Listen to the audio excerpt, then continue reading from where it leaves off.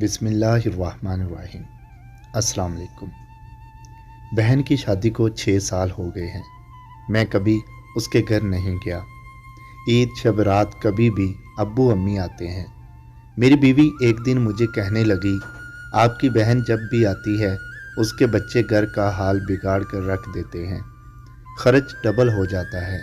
और तुम्हारी माँ हमसे छुप छुपा कर कभी उसको साबुन की पेटी देती है, कभी कपड़े, कभी सर्फ के डब्बे और कभी कभी तो चावल का थैला भर देती है। अपनी माँ को बोलो ये हमारा घर है, कोई खैरात सेंटर नहीं। मुझे बहुत गुस्सा आया। मैं मुश्किल से खर्च पूरा कर रहा हूँ और माँ सब कुछ बहन को दे देती है। बहन एक दिन घर आई हुई थी, उसके बेटे ने टीवी का रिमोट तोड़ दिया। मैं माँ से गुस्से में कह रहा था, माँ बहन को बोलो यहाँ ईद पे आया करे बस, और ये जो आप साबुन सरफ और चावल का थैला भर कर देती है ना, इसको बंद करें सब। माँ चुप रही, लेकिन बहन ने सारी बातें सुन ली थी। मेरी बहन कुछ ना बोली। 4 बज रहे थे। अपने बच्चों को तैयार किया और कहने लगी, भाई मुझे बस स्टॉप तक छोड़ आओ। मैंने झूठे मुंह कहा, रह लेती कुछ दिन, लेकिन वो मुस्कुराई, नहीं भाई, बच्चों की छुट्टियां ख़त्म होने वाली हैं। फिर जब हम दोनों भाइयों में ज़मीन का बंटवारा हो रहा था तो मैंने साफ इनकार किया, भाई मैं अपनी ज़मीन से बहन को हिस्सा नहीं दूंगा। बहन सामने बैठी थी, वो खामोश थी, कुछ ना बोली। माँ ने कहा बेटी का भी हक बनता है, लेकिन मैंने गाली देकर कहा, कुछ भी हो जाए मैं बहन को हिस्सा नहीं दूंगा। मेरी बीवी भी बहन को बुरा भला कहने लगी। वो बेचारी खामोश थी। बड़ा भाई अलहदा हो गया। कुछ वक्त के बाद मेरे बड़े बेटे को टीबी हो गई। मेरे पास उसका इलाज करवाने के लिए पैसे नहीं थे। बहुत परेशान था। मैंने लाख रुपए कर्ज भी ले लिया था। भूख सर पे थी। मैं बहुत परेशान था।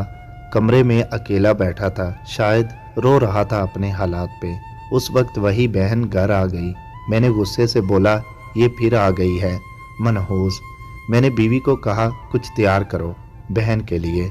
बीवी मेरे पास आई, कोई ज़रूरत नहीं गोश्त या बिरयानी पकाने की इसके लिए। फिर 1 घंटे बाद वो मेरे पास आई, भाई परेशान हो? बहन ने मेरे सर पे हाथ फेरा, बड़ी बहन हूँ तुम्हारी, मेरी गोद में खेलते रहे हो, अब देखो मुझसे भी बड़े लगते हो।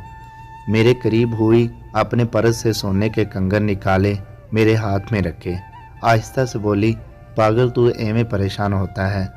बच्चे स्कूल थे, मैंने सोचा दौड़ते दौड़ते भाई से मिलाऊं। ये कंगन बेचकर अपना खर्चा कर बेटे का इलाज कराओ। शक्ल तो देख ज़रा, क्या हालत बना रखी है तुमने। मैं खामोश था, बहन की तरफ देखे जा रहा था। वो आहिस्ता से बोली, किसी को ना बताना कंगन के बारे में, तुमको मेरी कसम है। मेरे माथे पे बोसा किया और 1000 रुपये मुझे दिया, जो 150 के नोट थे, शायद उसकी जमा पूंजी थी। मेरी जेब में डालकर बोली, बच्चों को गोश्त ला देना, परेशान न हुआ कर। जल्दी से अपना हाथ मेरे सर पे रखा, देखो बाल सफ़ेद हो गए हैं। वो जल्दी से जाने लगी।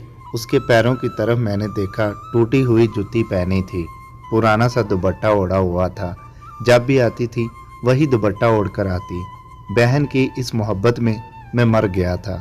हम भाई कितने मतलब परस्त होते हैं, बहनों को पल भर में बेगाना कर देते हैं, और बहनें भाइयों का ज़रा सा दुख बर्दाश्त नहीं कर सकती।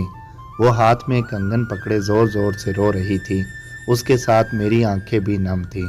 अपने घर में खुदा जाने कितने दुख सह रही होती हैं। कुछ लम्हे बहनों के पास बैठकर हाल पूछ लिया करें, शायद कि उनके चेहरे पे कुछ लम्हों के लिए एक सुकून आ जाए।